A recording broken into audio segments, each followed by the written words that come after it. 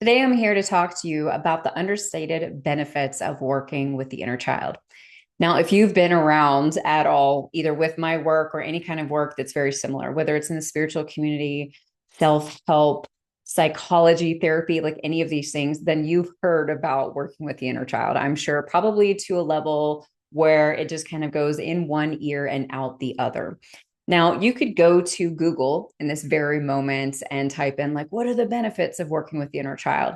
And the things that it's really going to bring up are going to be focused around healing the inner child and reparenting yourself and these types of things, which are all very valid. However, what I am going to talk to you about today are very unique benefits that come through working with the inner child that are not talked about enough.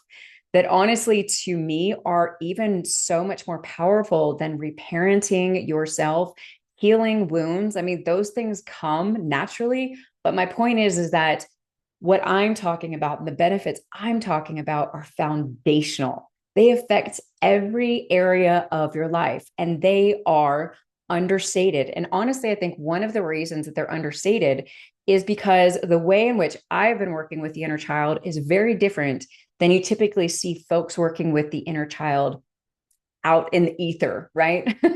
And granted, there are endless ways in which to work with the inner child, but I haven't ever seen anyone working with the inner child in the way that I have. I have been doing inner child work since 2020 when my psychotherapist introduced me to it. And it was very helpful to me at the time. I loved it to the point where I went and took a couple of workshops with internal family systems, this beautiful form of therapy that really focuses on our different parts and is very focused on the inner child. And I've utilized that work in my mentorship containers with my clients one on one. But a couple months back, I was really invited into stepping back into working with my inner child again. It was kind of coming back in from all different areas. And I'll leave you a link below so you can like really hear that background story if you're curious about it. But point just being, I started showing up for my inner child in very simplistic ways and have been doing so very consistently, basically every other day since then. And I have been absolutely blown away by what has come forward. The benefits that I'm going to be talking to you about today are not benefits that I see talked about. And it just kind of blows me away because what's so cool about working with our inner child is that it's simple. Anyone can do it. You don't need tools and bells and whistles and all the things, and I like all those things. I enjoy all those things, but ultimately, if you know anything about me, then you know that I am super practical and I want to know the things that are going to change my life, that are going to bring me back to myself, which is what all of the work that I do is about, right? And so, me stepping into this was honestly a huge surprise. I didn't expect it. I came to it without any kind of expectation, without any kind of goals whatsoever. I was just following the guidance that was just kind of coming from everywhere in my world at that time. And what has unfolded is nothing short of extraordinary. So, of course, today is a sort of promotion for my upcoming series called Reconnect, a 21-day journey back to yourself through the inner child. This is something that just kind of like came about in the midst of experiencing all of these things because I truly believe everyone needs this work. Everyone can benefit from it. We are kicking off July 18th. However, there is open enrollment if you want to join later. But the open container, the live container is from July 18th to August 8th. So I'll put more information below. But again, today we're going to be focusing on really talking about these understated, these benefits that like get overlooked because ultimately, the benefits come through spending time with ourself. And that is what completely changes the relationship that we have with ourselves on all of the layers. It's incredibly just, I want to I want to use a lot of like expletives. Is that the right word? I don't think so. a lot of words with exclamation points on them just to express myself. So I'm going to calm down here for a second so I can actually kind of get into my space because I'm so excited to talk to you about this. It truly has just been blowing my mind. All right. So let's dive in. I have notes to kind of keep us here. So, first and foremost, the number one benefit, understated benefit, is that it creates enough separation for you to finally see yourself in a different way. Now, why is this important? I think regardless of who you are, if you're tuning into this, like you're a beautiful person, you've got a big heart, you want to help, you love others so much. You put other people in front of you, you probably spend a lot of your time providing solutions and support for other people in your life. And you're like, why can't I do this for myself? And this is what is so incredible about working with your inner child. It's that when you tune into your inner child, it creates enough separation in between you and your inner child that you're able to see them from a different perspective. Because let's just think about it for a second, right? If a child popped up in front of you and they were sad and hurt or lonely or in pain, what would you do? Of course, you would dive right in. You would assist them, right? Without even thinking about it, I'm sure. Yet you don't do that for yourself when you're in pain, when you're feeling lonely. Maybe you beat yourself up. Maybe you kind of distract yourself. Maybe you like do things to numb yourself out, right? No shame here because that's kind of what we all do, right? One of the hardest things about self-love is that we're always trying to love ourselves while carrying all these different years of stories and judgments, expectations, all these things about ourselves, right? And then when we begin working with our inner child, that begins to shift, okay? Because all of a sudden you're sitting in front of this other sort of aspect of yourself and you're able to see things a little bit differently. And you begin relating to this aspect of yourself. Because again, you're a beautiful person. You've got a huge heart, right? And so when you see this inner aspect of yourself, this child who's in pain, immediately you're like, oh my gosh, what can I do for you? How can I help you? You become naturally more compassionate in that work without even trying to. You become more gentler as you speak to yourself, right? And you do speak to yourself very, very differently. You have patience for yourself. You're able to just recognize yourself a little bit differently. And this is something that, is always interesting to me because, again, I'm like you. I want to give, I want to serve, I want to help people. That is fully what my heart is about. And oftentimes I end up putting myself on the back burner. It's something I've had to struggle with like my entire life. I'm always there for everybody else. It's like that eldest daughter mentality, right? But when it comes to really taking care of me, it's difficult because when I look at myself in the mirror, I see my flaws. I remember the stories, the ways in which I fell short, my flaws. But when I go in and connect with my inner child, I'm immediately able to shift and see things from like a separated sort of space. It's really beautiful how this happens. Number two, your inner child will tell you things your adult self struggles to admit. You know, um, our adult selves, like we have become so adept at coping with life. We're like, no, I got this. No, I'm fine. No, everything's great. No, no, no, I can handle XYZ things. No, I can, like juggle all this stuff. Well, guess what? Um, your inner child is not that way, right? As you begin working with your inner child, they're going to be a lot more direct with you about what's going on. They're not going to let you like glaze over your feelings, your emotions, the things that you're going through at any given time, right?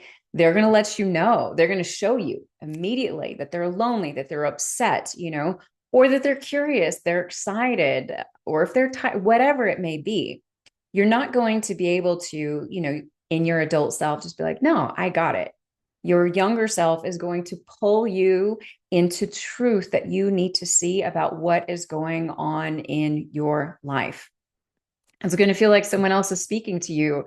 And guess what? You're finally going to be able to hear it, which is so beautiful because again, it's like that separation that I initially talked about. It enables you to have such a completely different experience with yourself, which is why it is so beneficial to you and why you're able to actually hear it without getting defensive or feeling shame or any of these things.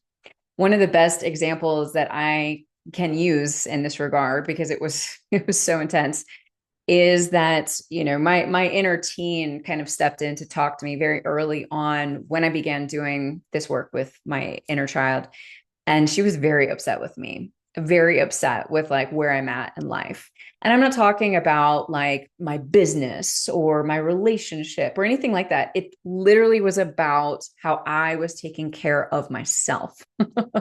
The lack of fun and joy in my life, the ways in which I had become like my parents, so focused on work that I wasn't truly living. I wasn't traveling. I wasn't doing the things that I had always dreamed of doing as a young girl.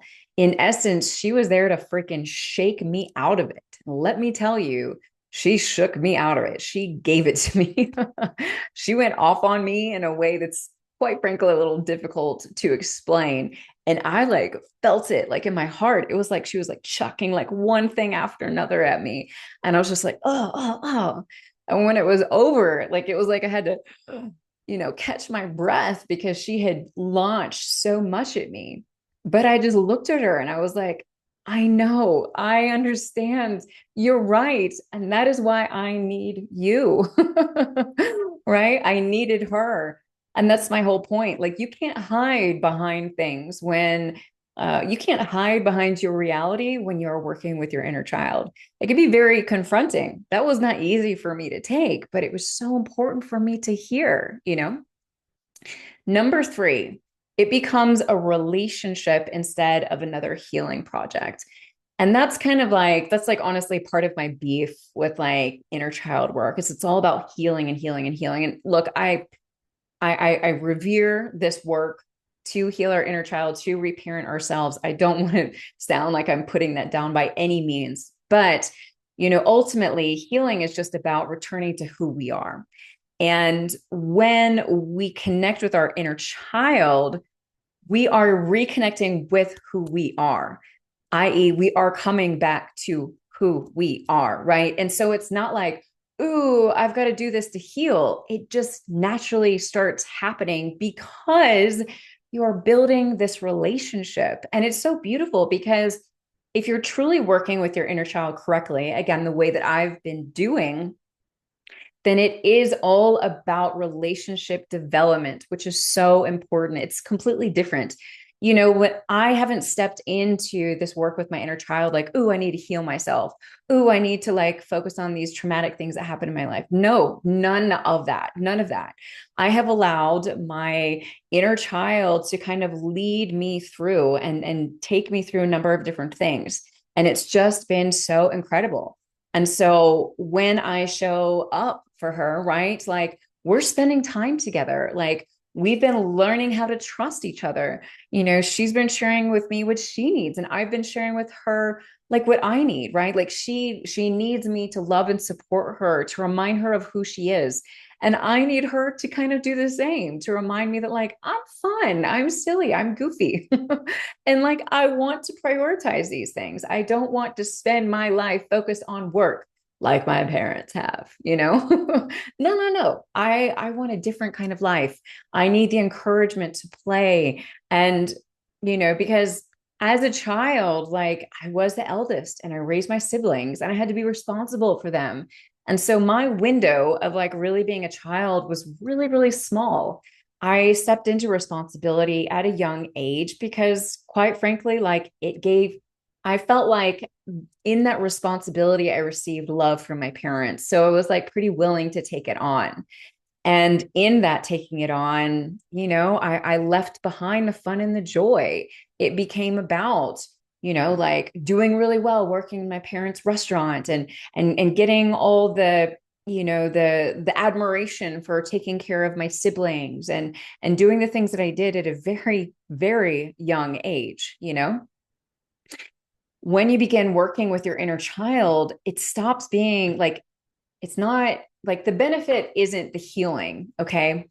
The healing comes naturally, but ultimately it's the relationship, right? Because it's the reconnection of these different aspects of yourself with you. It's so freaking powerful. Number four, your inner child helps you reconnect with the parts of yourself you thought were gone. And of course, these are kind of some of the obvious ones, right? Like joy, wonder, curiosity, play, creativity, fun.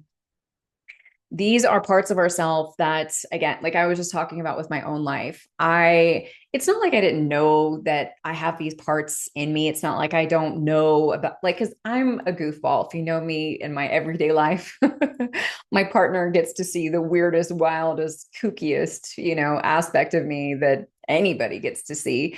And that ultimately is my inner child really coming up because she feels so safe with him. But, when I'm on my own and or when I'm kind of like outside of that, there is so much that like I just get fully sucked into like the adulting of life. I'm a business owner. I'm 100% responsible for my income, building a life, thinking about like, oh my gosh, where am I going to be in 20 years, 30 years? Like I'm pretty serious, honestly, just as much. So reconnecting with my inner child and doing that work with her, she's reminded me, it's like, as I shared, when my inner teen came forward and she was like, hey, what are you doing? You're becoming like our parents. Like you swore you weren't going to do this. You loved this and this and this. And you may have heard the example that I've used, but one of the really cool things that they brought forward for me to do very early on was to lay out in the sun. This is like an hour on the weekend. It's nothing huge. It's in my backyard. There's nothing fancy about it, right? But I loved laying out in the sun when I was a teenager. It was time away from my family. It was time that I could just lose myself in a book. My skin got darker. Like I loved it. And that like was something that I had completely forgotten about. Oh my gosh. And it's so simple. Here I was searching for like, oh my gosh, I need to find a new activity like to bring me joy and thinking I gotta like sign up for belly dancing classes or do this or do that. And those things might be great too. But hello, I can just go in my backyard for an hour a week. And the amount of like enjoyment and excitement it's brought is kind of huge. Number five, the conversation doesn't stop with your inner child. And this is one of like, the beautiful surprises. Again, we hear so much about the inner child, and that's great because we're definitely going to be working with them. But these other aspects of yourself are also going to be coming in and being a part of the conversation. My inner teen has really been coming up a lot throughout the last couple of months because my teenage self, I mean, that was absolutely one of the hardest times of my life. My parents were going through a divorce. I was alone because they were lost in their own world. They didn't have time for me. They didn't have time to support me or encourage me. I was just kind of like a pain to them, really. And, I felt so alone during those years. And also, I did not fit in with my peers. I was like the weird kid at school who was asking questions about life and, spirituality and all these things that nobody else was asking. And I felt so lost. And so, that inner teen, she's really got a lot to work through, right? But also what's been coming up is like, um, my younger adult self, in my 20s. The whole thing is that like I remember this one sort of session that I had with my inner child. And I popped in and it was like this younger version of me. And we started talking. And then all of a sudden, my teen version popped in. And then it was literally like, maybe you've seen this like in a movie or something, but it was like all these different versions of me were like lined up along the wall and were kind of talking to me about different things. And it was really fascinating. And I remember like my cat came in in the middle of this session. And so I had to like stop and like talk to my cat. And I came back and like my younger version was like laughing. She was like snickling, like, ha ha ha. And my like teen version was like, trying to be cool and like have it all together. The point is that every version of you that wants to step forward has something important to share with you. There's wisdom here. And they need to have the space within these containers, right, for you to connect with. Number six, they often show you what's actually happening beneath the surface. So your inner child doesn't usually focus on the immediate problem, they focus on the root. And I actually sent out an email to my newsletter community about a situation that I had regarding my mother. It was a very painful situation. We had a 2 hour conversation. And in the midst of that 2 hours, she did not ask me one question about myself. And I got off the phone. And mind you, my mother and I, we've always had a difficult relationship. And it's always been a struggle for her to show any sort of real interest in my life. And I've done a lot of work around this. I am actually very strong in this way. And I have gotten to a place where she really can't hurt me anymore in this regard. Yet I got off the phone and I felt angry about this. And by the next morning, I was very, very upset, very hurt, lots and lots of tears coming up. And my heart was like, you need to go in and connect with your inner child.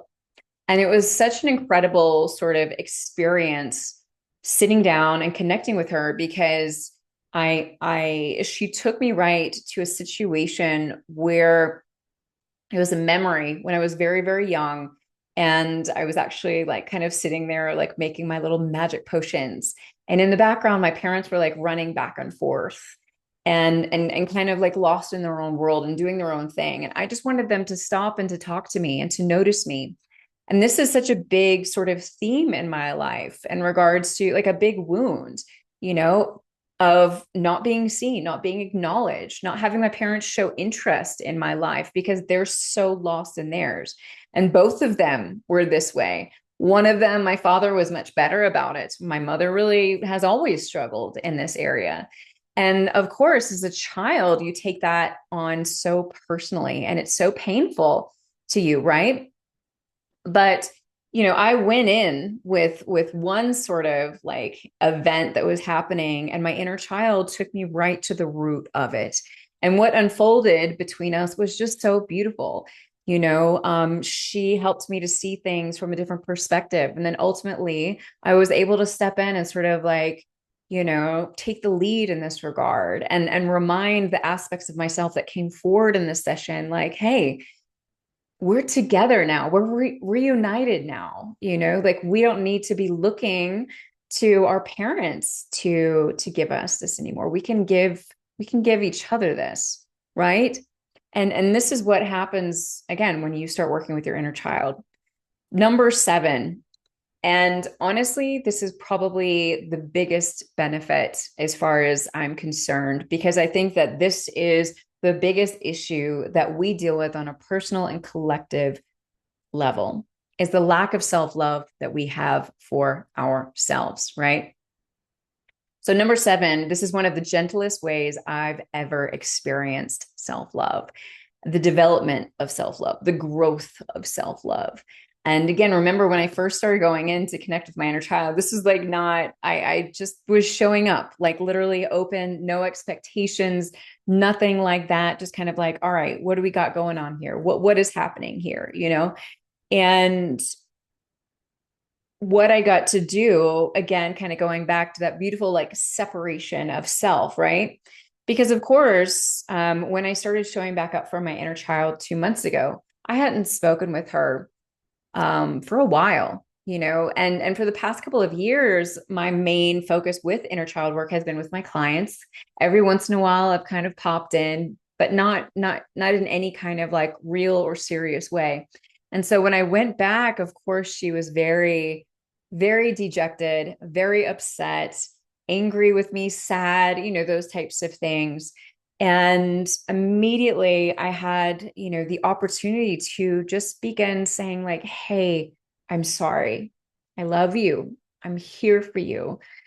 I'm going to start showing up for you. I know that this is important and I don't fully understand why, but I'm going to do this. This is my commitment to you.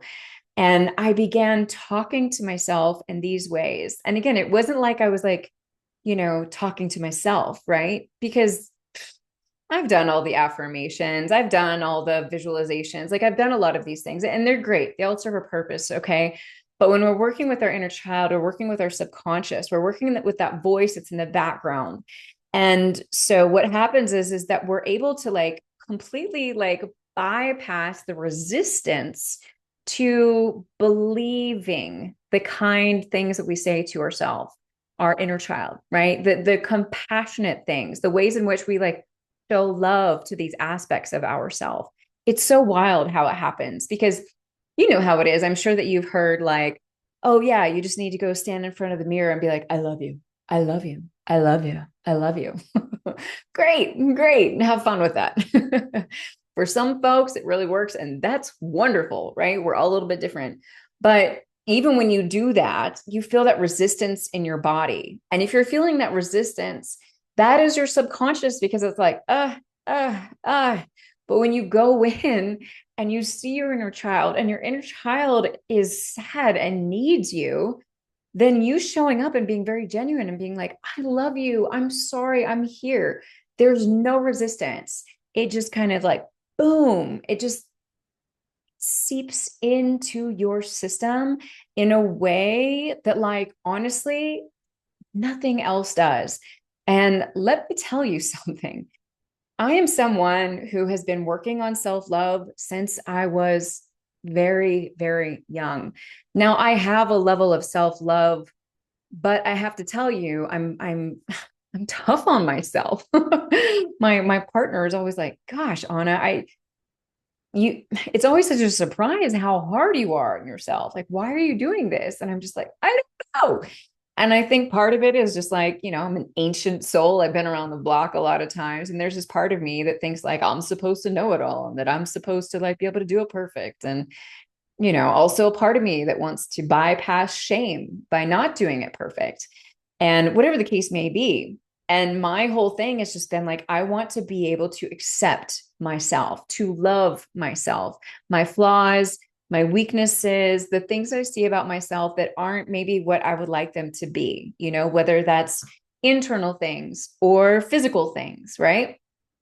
And again, what's so incredible is that when you start working with your inner child, you actually start feeling the effects of that love that you give to your inner child without even trying.